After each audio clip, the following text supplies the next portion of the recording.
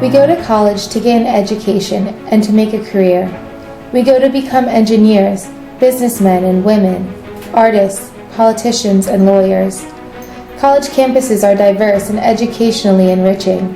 They are places of growing and meeting new people. It is where we learn to work hard, where we come to understand what we are passionate about. But college campuses are saturated with alcohol, a different liquor store on each block, underage students getting drunk no matter what day of the week. Amongst the enrichment of education, there is Greek life, there are football games, and Penn State, with over 40,000 undergraduate students, has developed a drinking culture that is prevalent at just about every turn. So we set out to get to the bottom of this. Why is there a drinking culture? Who is doing the drinking? Who is at risk? Do academics suffer? We took these questions to college students themselves, the faculty members, community members, and even alumni to find out the causes and effects of the drinking culture at Penn State. But first, some facts. According to the National Institute on Alcohol Abuse and Alcoholism, also known as the NIAAA, 1,825 college students between the ages of 18 and 24 die each year from alcohol-related unintentional injuries. 97,000 students between those ages are victims of alcohol-related sexual assault of date rape, and 690,000 of students between the ages of 18 and 24 are assaulted by another student who has been drinking. Along with the obvious implication of academic problems, 25% of college students report missing class, falling behind, doing poorly on exams or papers, and receiving lower grades overall. It is estimated that 4 out of every 5 college students drink regularly. But it hasn't always been that way. In 1999, Harvard found that only 2 out of every 5 students binge drank. But what was the drinking culture at Penn State then? We asked an alumni to find out. I was 18 when I went, and didn't immediately join a frat, but was there for a couple semesters, and then it just kind of seemed to be the natural thing to do. And, you know, we did, and it ended up being like an every weekend type thing. Mm-hmm. Without question, there was a couple times where I drank too much, but, you know, it's kind of like at the time it was the thing to do. Or was it more of like a recreational, like, oh, we're going to get together, have some beers, play games, or? It was always about games. It was definitely, probably 95% of the time it was just beer. So it was never like a hard alcohol, I'm going to, you know, drink until I fall face first into a wall somewhere, although that definitely did happen a couple times. It was mostly a social thing. We'd play beer pong, we'd play flip cup. It was always a good time until it wasn't. There were times when I woke up the next day, like, you know, I look over and I see whatever I saw. I might see some dried puke on this side, and then I have to piece together my night, and that's just never. It's never. I remember thinking that was never a fun aspect of it. How do you think what the drinking is now on a campus is like compared to what it was just from an outsider's perspective? I think it's the exact same. I think it's the exact same, if not worse. And I don't mean that there's going to be peer pressure from somebody on Facebook to say, "Oh, you're a jackass because you didn't come out with us drinking or whatever." But I could see how it might be a reality. You know, I think the aspect of it being a fun thing, playing beer pong, playing flip cup, or whatever the game might be, Ouijambu, or whatever you can concoct and make it a good time. I think that aspect of it will never change. Right. I think possibly the level, like the hardness of it.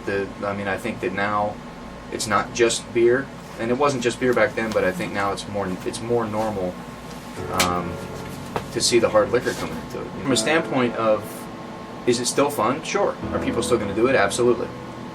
And I think as technology gets better and as people are more accessible, I do think that the peer pressure is gonna completely add into that.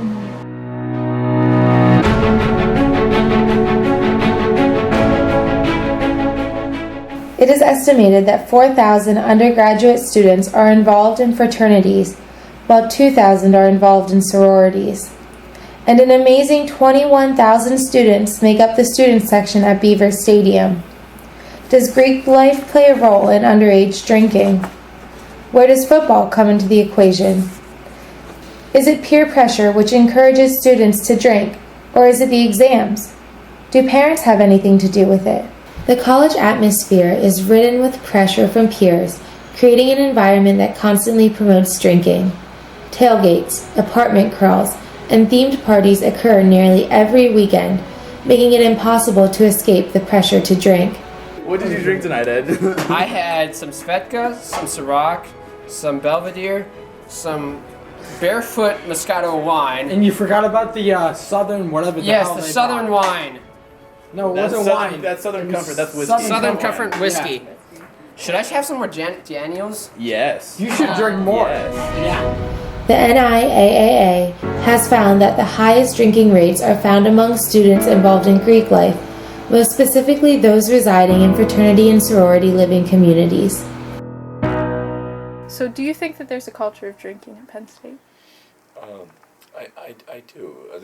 So yes, I think that. I mean, this is not to excuse anything. I think a school of this size is one in which you just have a significant portion, not necessarily a majority, devoted to party culture, and that's just the reality of university life, and that's what some people, unfortunately, come to college for. How much pressure do you think there is from the peers, the other students, to drink? Oh, I think that's tremendous. So I also think, the culture, right? The good, one's image of the good life is in some sense an alcohol commercial, people dressed up doing those kinds of things. So, we're inundated with those images of fun that are tied to alcohol. And then you have, at a much more immediate level, the pressure of peers. And it's curious because part of it's a sense of abandonment, just being out of control, abandoning one's self-control.